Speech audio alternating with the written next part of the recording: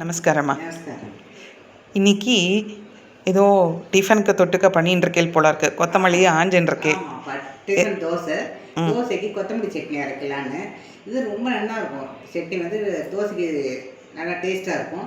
தோசை இட்லிக்கும் தொட்டுக்கலாம்.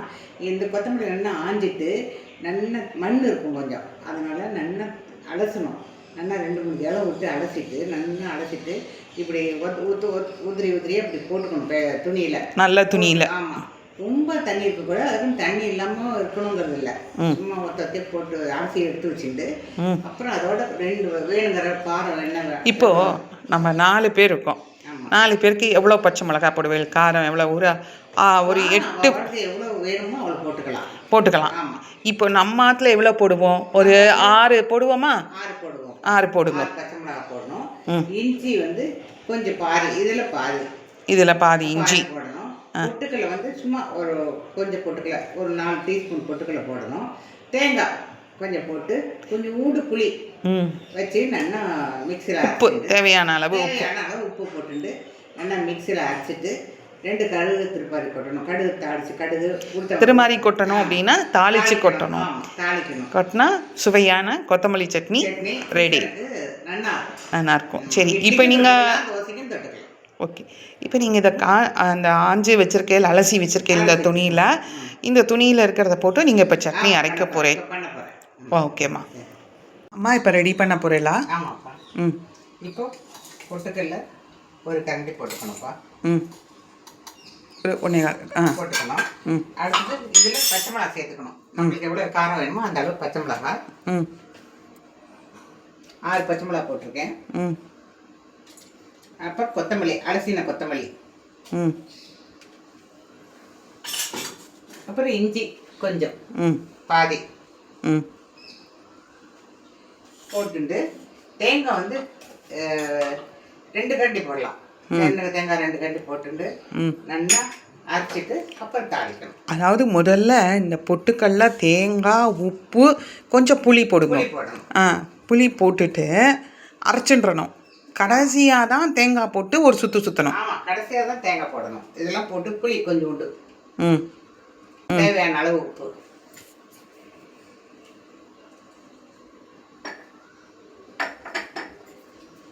தேங்காய் 2 கரண்டி அதை வந்து கடைசியாக போட்டு தான் அரைக்கணும். இப்போ அந்த கொத்தமல்லி அதெல்லாம் போட்டுட்டு இப்போ இஞ்சி கட் பண்ணி தோலை எடுத்துட்டு போடணும்.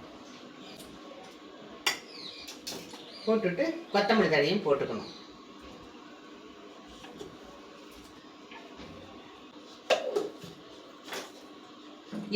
தேங்காய் போடலை, பொட்டுக்கடலை, பச்சை மிளகாய் இதெல்லாம் போட்டு அரைச்சிட்டு கடைசியாக தேங்காயை போட்டு ஒரு சுருப்பி திருப்பிட்டு வழிச்சு வச்சுருவேன். அப்புறம் கடுகு திருப்பாடு போட்டணும். இதை அரைச்சிட்டு சொல்லுவேன். கொஞ்சம் ஜலம் விட்டு அரைச்சிட்டேன். இப்போ தேங்காய் போடணும். கொஞ்சம் அரைப்பட்ட அப்புறம் தேங்காய் போடணும். தேங்காய் போட்டு 2 சுற்றினா போதும். 2 கரண்டி போட போகிறேன். இப்போ தேங்காய் போட்டு கொஞ்சம் கொரகொரப்பாக அரைக்கணும். நைஸாக அரைக்கக்கூடாது. கொரகொரப்பாக அரைச்சி இதை எடுத்துக்கிட்டேன். இப்படி இருக்கணும். சரி, 2 ஸ்பூன் எண்ணெய் விட்டுக்கணும். நிறைய விடக்கூடாது, கொஞ்சமாக 2 ஸ்பூன் விட்டால் போதும். போட்டு திருமாரி கொட்டுறதுக்கு, அதாவது தாளித்து கொட்டுறது. திருமாரி கொட்டுறதுங்கிறது வைஷ்ணவ பாஷை. இது வந்து எண்ணெய் கொஞ்சம் காஞ்சோடனே கொஞ்சமாக கடுகு, கொஞ்சம் உளுத்தம் பருப்பு அரைச்சதான் ஒரு பாத்திரத்தில் மாற்றிட்டேன். வேணும்னா ஜலம் விட்டுக்கலாம், இல்லைன்னா வேண்டாம்.